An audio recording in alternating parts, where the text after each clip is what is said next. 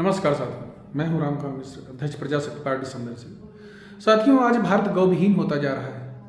भारत में गाय समाप्त हो जी, गौवंश समाप्त हो रहा है। आप देखिए, बड़े बड़े जहाज़ों से निर्यात हो रहे हैं। आपके आसपास जो गाय गांव में हुआ करती थी, आज पूरे पूरे गांव घूमने के बाद भी कहीं कोई गाय नहीं दिखाई देती। कोई डेयरी वाला भी कहीं एक आध गाय किसी के यहाँ पड़ी होती है, वो भी मरणासन स्थिति में है, और कहीं कुछ नहीं है। गौशालाएं, जो कथित गौशालाएं आश्रय केंद्र बने हुए हैं, उनकी दशा तो किसी से छुपी नहीं है।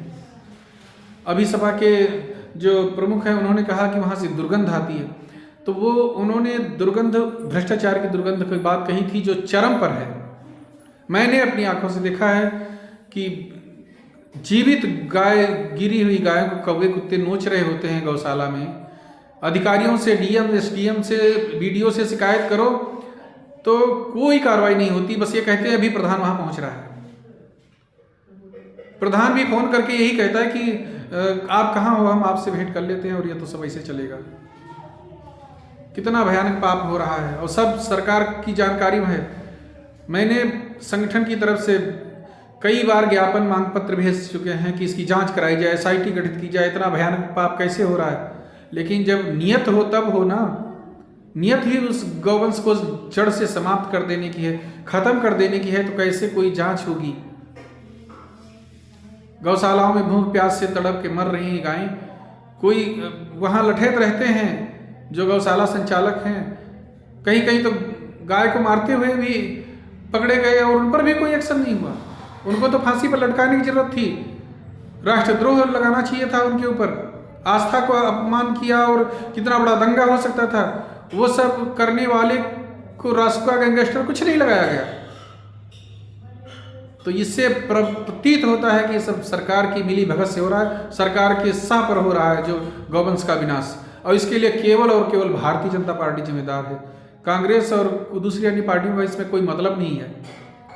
10 साल से पूर्ण बहुमत की सरकार है भाजपा की केंद्र में, और आज तक गाय की रक्षा के लिए एक कानून नहीं बनाया गया, एक बिस्वा कहीं चरागाह नहीं खाली कराए गए।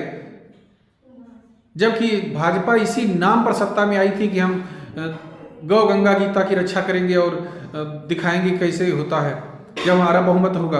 आज बहुमत, प्रचंड बहुमत रहा इनका। 10 साल तक इन्होंने कुछ नहीं किया। ऐसा भयानक पाप करने वालों को क्या आप दोबारा जिताएंगे? क्या आप इनकी सरकार फिर से चाहेंगे? इनका झोला पैक करने का समय अभी आया है कि नहीं आया है?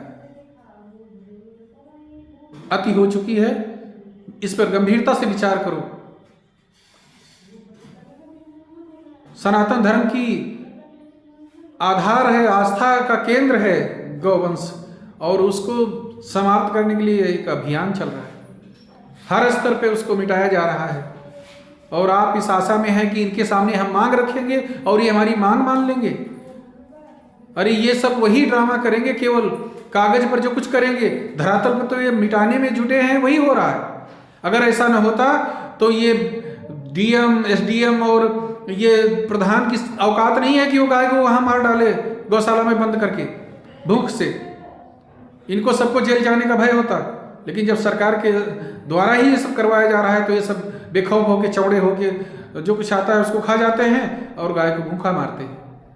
शिकायत पर कोई कार्रवाई नहीं होती। देर है अंधेर नहीं है। मुझे विश्वास है कि ये सब इनकी वही दुर्गति होगी जो आज गौवंश की हो रही है। ये सब, इन सब का झोला पैक होने वाला है, मुझे विश्वास है। आपको विश्वास है कि नहीं? कमेंट करके बताइए। धन्यवाद।